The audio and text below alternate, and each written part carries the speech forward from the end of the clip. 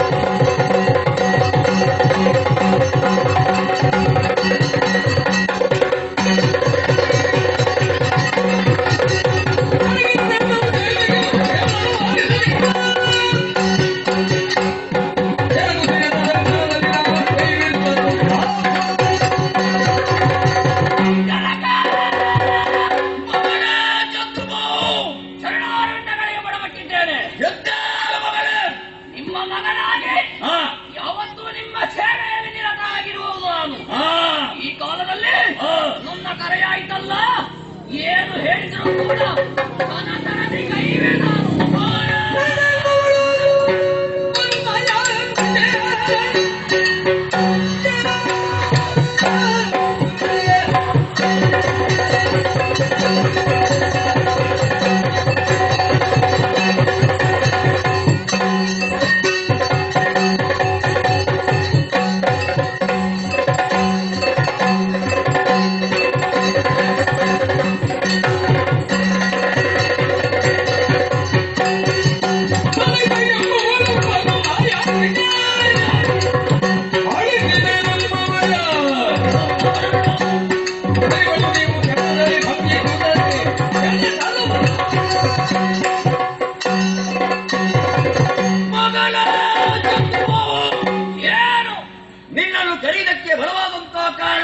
ಏನಪ್ಪ ಸಂಪತ್ತಿನ ಸಾಗರದಲ್ಲಿ ತೇಲಾಡ್ತಾ ಇದ್ದೇವೆ.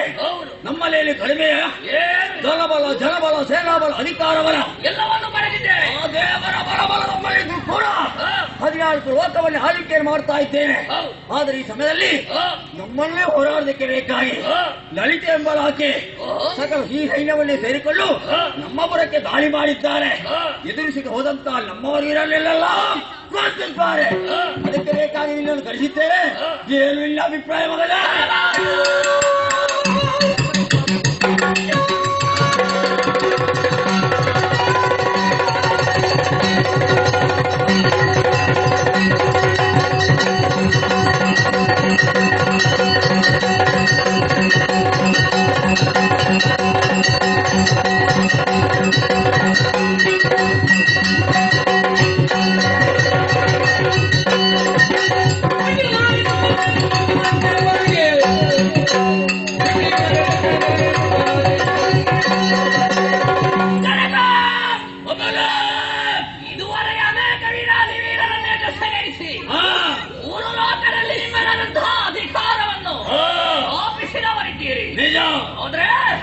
ಈ ಕಾಲದಲ್ಲಿ ಸ್ತ್ರೀ ಸಮೂಹವೊಂದು ನಮ್ಮನ್ನೇ ಎದುರು ಹಾಕಿಕೊಂಡಿದೆಯೋ ಯಾರೇ ಆಗಿರಲಿ ಅವರನ್ನು ದೂರದಲ್ಲಿ ದೆಸೆಗಡಿಸಿ ಅವರ ಮುಡಿಯ ಕೈಯೆಕ್ಕಿ ದಾರದಾರನ ಎಳೆದು ತಂದು ನಿಮ್ಮ ಪಾದ ಬುಡಕ್ಕೆ ಹಾಕ್ತೇನೆ.